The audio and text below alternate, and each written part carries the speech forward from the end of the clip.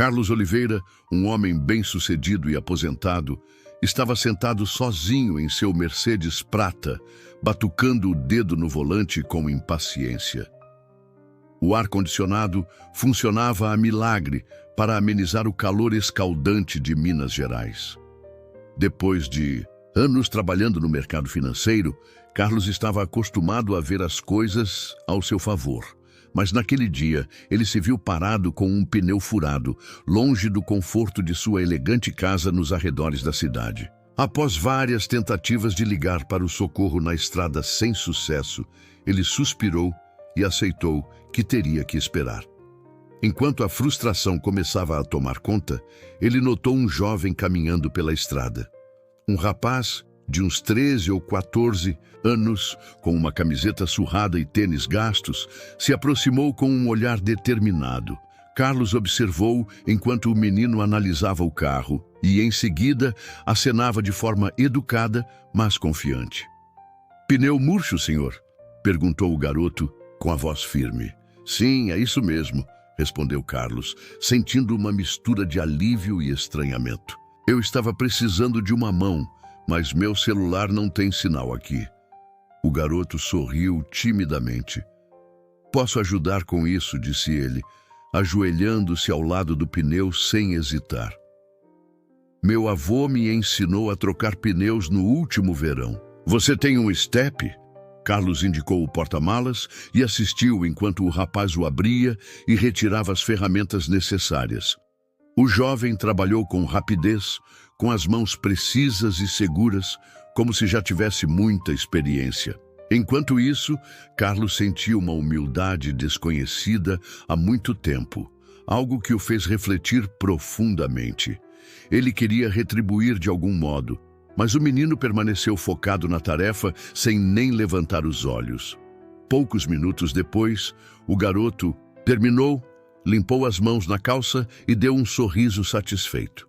Carlos então pegou alguns cédulos do bolso e os estendeu, dizendo: "Aqui, aceite isto. Agradeço de verdade pela sua ajuda." Mas o garoto deu um passo para trás e levantou a mão em sinal de agradecimento. "Obrigado, senhor, mas não precisa. Fico feliz só de poder ajudar." Surpreso, Carlos ficou parado, com o dinheiro ainda na mão, enquanto via o menino se afastar pela estrada. Aquele encontro o comoveu de um jeito difícil de explicar. Sozinho novamente, ele guardou o dinheiro e voltou para o carro, acompanhando pela janela traseira o menino se tornando cada vez menor. Durante todo o trajeto, os pensamentos de Carlos vagaram incessantemente pelo garoto. Havia nele uma dignidade simples e uma autoconfiança que não vinha do dinheiro, mas de algo mais profundo e autêntico. Naquela noite, enquanto Carlos estava sozinho em sua casa luxuosa, a imagem do menino com seu sorriso sincero não saía de sua mente. Sentado num poltrona de couro no seu escritório, cercado por estantes com livros raramente abertos, o silêncio era interrompido apenas pelo tic-tac de um relógio antigo. O jantar, um bife perfeitamente preparado com aspargos, permanecia intocado na mesa lateral, enquanto ele revivia mentalmente a gentileza do rapaz. Ao longo de sua longa vida, Carlos havia encontrado milhares de pessoas, colegas, empregados, investidores, geralmente em negociações e trocas onde sempre havia um custo ou expectativa. Mas aquele jovem, um completo desconhecido, havia ajudado sem esperar nada em troca.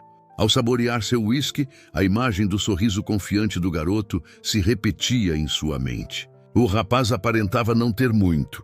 Os tênis desgastados, a roupa desbotada e a sujeira nas mãos contavam sua história, mas sua integridade brilhava de um jeito raro. Na manhã seguinte, Carlos sentiu uma vontade irresistível de encontrar o garoto. Não sabia exatamente porquê, mas um sentimento de missão, talvez gratidão ou até um remorso sutil, o impulsionou a dirigir pela mesma estrada, procurando qualquer sinal daquele jovem prestativo. Horas se passaram enquanto ele parava em postos e lanchonetes, perguntando a todos se tinham visto um rapaz com aquela descrição.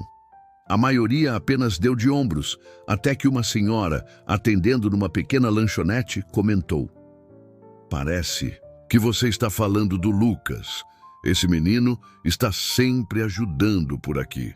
Mora com a mãe, lá em Belo Horizonte." "Belo Horizonte", repetiu Carlos, anotando mentalmente a informação. "Muito obrigado. A cidade, uma das maiores do país, ficava a cerca de 1 hora de carro.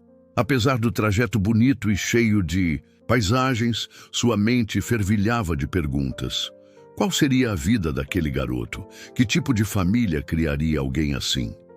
Ao chegar em Belo Horizonte, Carlos encontrou ruas tranquilas, repletas de casas simples e pequenos comércios. Perguntou a alguns moradores sobre Lucas, até que foi direcionado a uma casa modesta na periferia da cidade.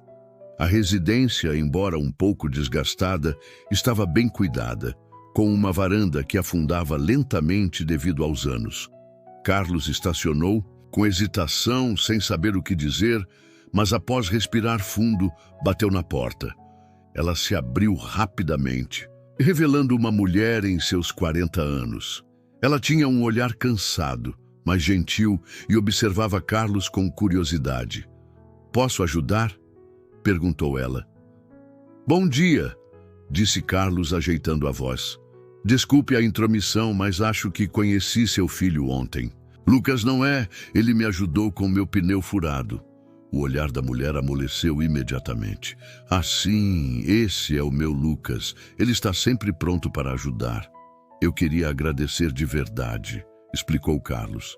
"Ele recusou qualquer pagamento ontem." A mulher acenou e o convidou para entrar. "Ele está lá no quintal. Fique à vontade para esperar", disse ela. Carlos adentrou a casa e percebeu o ambiente simples. Móveis antigos, mas bem cuidados, paredes decoradas com fotos de família e alguns desenhos feitos pelo próprio Lucas na infância. Comparado à sua residência repleta de luxos e obras, de arte caras, aquele lugar emanava uma sensação de calor e vida. Ele seguiu a mulher até o quintal, onde Lucas consertava uma cerca. O garoto olhou surpreso ao ver Carlos. "Oi, senhor", disse ele, enxugando as mãos na calça. "O que o traz aqui?" perguntou Carlos, sorrindo, um pouco nervoso. "Eu só queria agradecer novamente. Você me ajudou quando precisei muito, e eu não consigo parar de lembrar disso", respondeu o garoto. Lucas encolheu os ombros com um ar tranquilo. "Não foi nada demais, mas para mim foi importante." Carlos, impressionado, continuou: "Você nem imagina o quanto isso significou para mim. Hoje em dia, ninguém ajuda um estranho sem esperar algo em troca." Lucas inclinou a cabeça, um pouco confuso. "Eu não vejo assim. Se alguém precisa de ajuda e eu posso fazer isso, por que não ajudar?"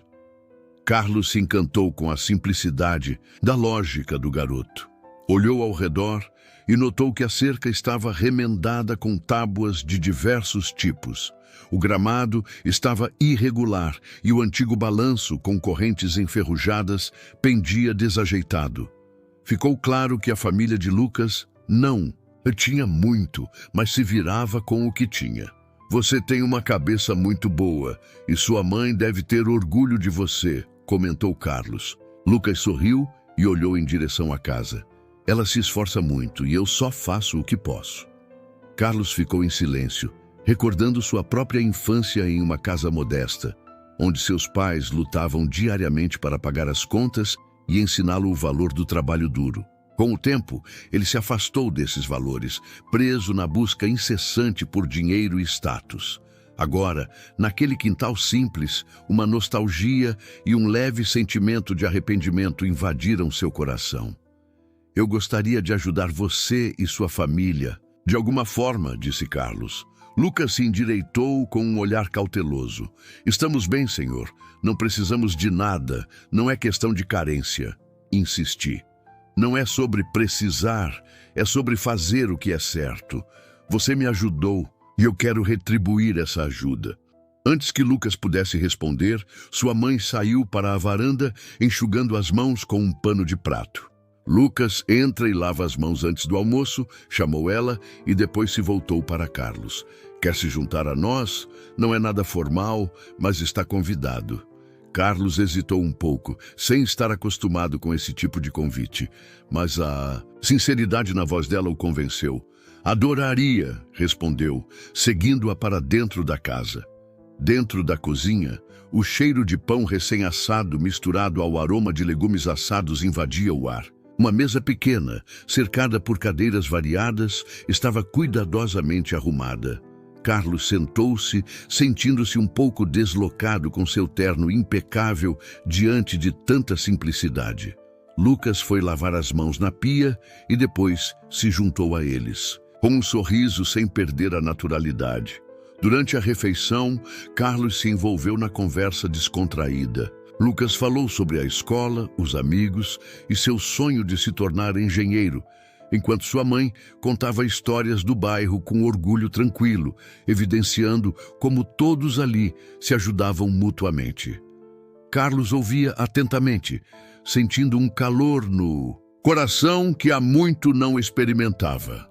Apesar de todo o sucesso e riqueza, sua casa sempre lhe pareceu fria e vazia, diferente daquela casa modesta, vibrante com risos e conexões verdadeiras.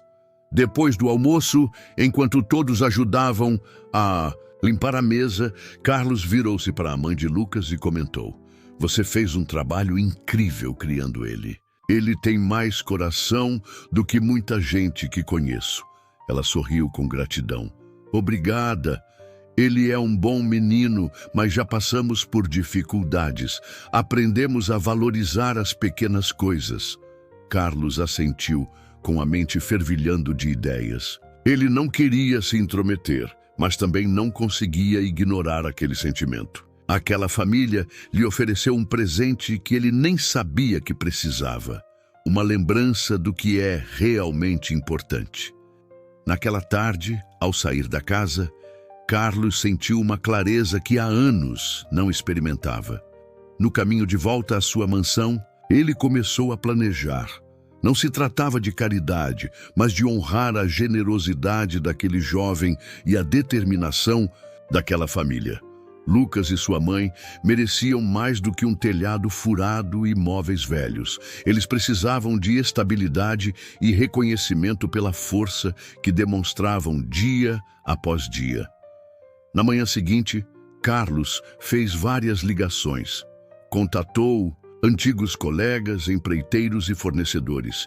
E até o meio-dia já havia um plano em andamento. Em menos de uma semana, caminhões e equipes chegaram à casa de Lucas. De pé na calçada, com uma prancheta nas mãos, Carlos coordenava as obras, enquanto Lucas e sua mãe observavam surpresos a movimentação.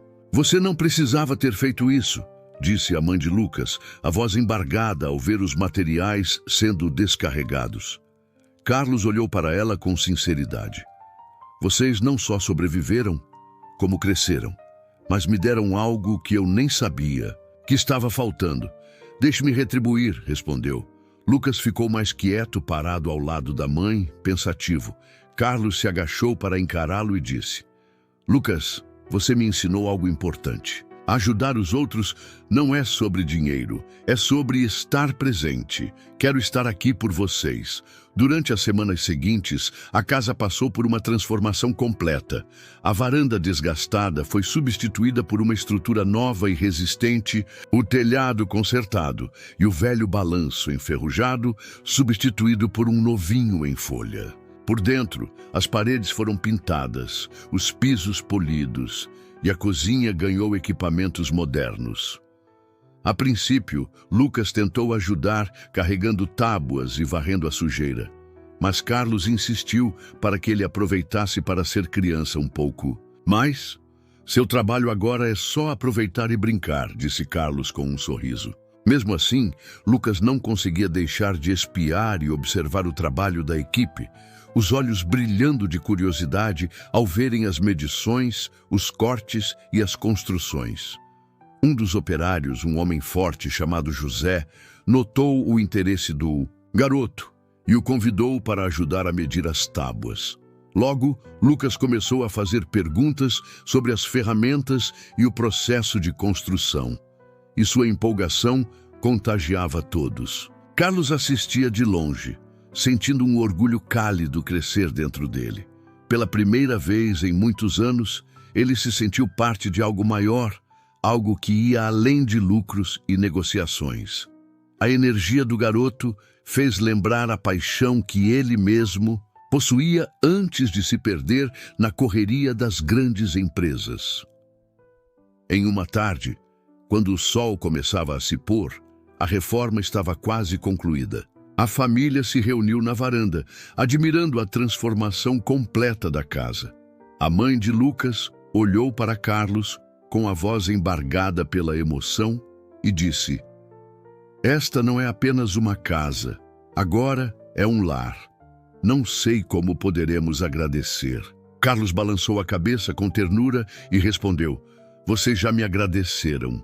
Vocês me mostraram o que realmente importa: família, conexão e propósito. Sinto que sou eu quem deve agradecer." O último dia da reforma foi celebrado com a visita dos vizinhos, que trouxeram pequenos presentes como pães fresquinhos, geleias caseiras e até um vaso de planta. O riso de Lucas ecoava enquanto ele corria, mostrando o novo balanço e os ambientes recém-pintados. A casa, antes desgastada e sem vida, agora pulsava energia. Carlos ficou na porta, apoiado no corrimão novinho, assistindo a cena com uma felicidade genuína que há muito não sentia. Mais tarde, a mãe de Lucas se aproximou com um copo de chá gelado na mão, oferecendo-o a Carlos com um sorriso afetuoso. "Você fez mais do que reformar uma casa. Você nos deu esperança e acho que encontrou algo em você mesmo também", disse ela. Carlos deu um gole e reconheceu: "É verdade. Passei tantos anos atrás de dinheiro, status e poder que nada disso se compara a este sentimento." Conforme o sol se punha, Lucas juntou-se a eles na varanda, sua energia permanecendo contagiante. Ele olhou sério para Carlos e disse: "Senhor, Carlos, tenho pensado muito no que o Senhor fez por nós. Um dia eu quero ajudar as pessoas assim como o Senhor ajudou hoje." Carlos colocou a mão no ombro de Lucas e falou com firmeza: "Você já está ajudando, Lucas. Sua bondade foi o que fez tudo isso acontecer. Nunca perca essa qualidade." Juntos, os três ficaram olhando o céu mudar de tons de dourado para um laranja profundo. Aquele calor que restava não era só do dia, mas de uma conexão genuína, de gratidão e de um sentimento compartilhado. Quando chegou a hora de Carlos partir, Lucas e sua mãe o acompanharam até o carro. O sorriso largo do garoto e o olhar emocionado da mãe ficaram gravados na memória de Carlos enquanto ele partia, sabendo que aquele não era o fim, mas o começo de um novo capítulo para todos. Nas semanas seguintes, mais mudanças aconteceram. O interesse de Lucas pela construção se transformou em paixão, e Carlos providenciou para que ele pudesse aprender com a equipe que reformou a casa. Lucas absorvia cada detalhe com entusiasmo, e Carlos se via voltando a Belo Horizonte sempre que podia. Cada visita deixava nele a sensação de que agora ele pertencia àquele lugar, e pela primeira vez em muito tempo, sentia-se realmente em casa. A história voltou às origens, naquele bairro simples, mas cheio de coração, onde um ato de bondade de um jovem lembrou um homem mais velho de que o valor da vida não está no que se tem, mas no que se é capaz de oferecer.